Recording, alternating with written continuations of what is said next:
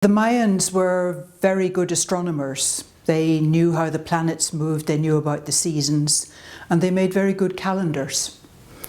Like us, they had cycles in their calendars. We have months, years, centuries. They had different cycles, but they still had cycles. And one of their cycles lasted over 5,000 years. And that cycle is coming to an end this year in December. Now the Mayans, as far as I can understand, reckoned that that was the end of a cycle and that there would be a new cycle following it, a rebirth. They did not reckon it was the end of everything. There are quite a few theories about how the world might end. For example, it's been suggested that there could be a big solar storm which would take the world out. Well, we get solar storms from time to time, and they're a bit troublesome if you're an astronaut. Indeed, not good news if you're an astronaut. But down here on Earth, we're protected by the Earth's magnetosphere, the effects of the magnetic field. And okay, solar storms can disturb that. They can produce currents in power lines that sometimes cause trouble. They can take out satellites, stop satellites working.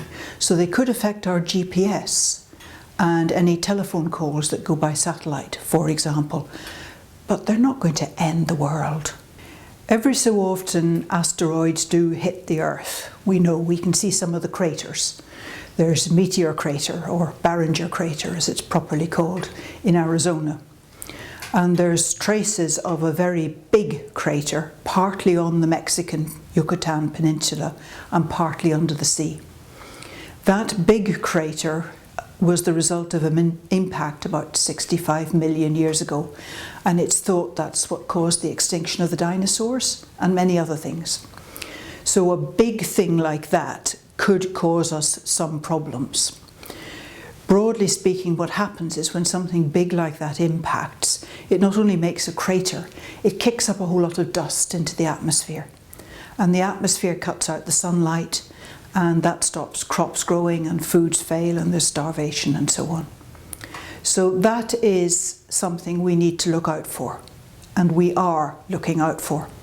There's an array of telescopes all around the world monitoring the sky night after night, actually monitoring about 1,000 potentially hazardous objects, things that might come and hit the Earth one day. As they monitor them, they discover that the vast majority of them won't, that as they get the orbit more accurately, they see it'll miss the Earth. But if there was something coming to hit the Earth, we'd get 2 or 3 years' notice.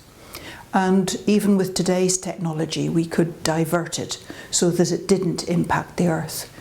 And there's research going on all the time which will improve that technology so that it gets easier to divert an incoming asteroid. We've got no knowledge of any big asteroid coming to hit us. Some of the techniques they use to deflect an asteroid, one of them is to paint it white all over, which means it reflects sunlight very well. And the sunlight bouncing off the asteroid will push it sideways so that it'll move away and not hit the Earth. That's one of the neatest solutions. But they're also developing what they call gravity tractors, satellites that are pretty heavy and through their own gravity can attract the asteroid and make it change course. And there's also some that will actually physically hook onto the asteroid and tug it aside. So there's lots of ways of doing this.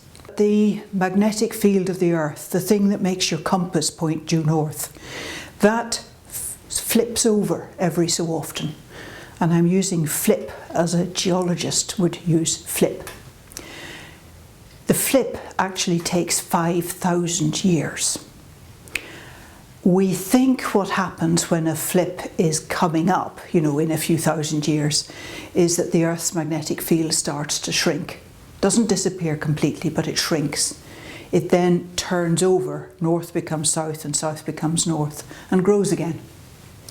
And at the moment, it is true, the Earth's magnetic field is shrinking.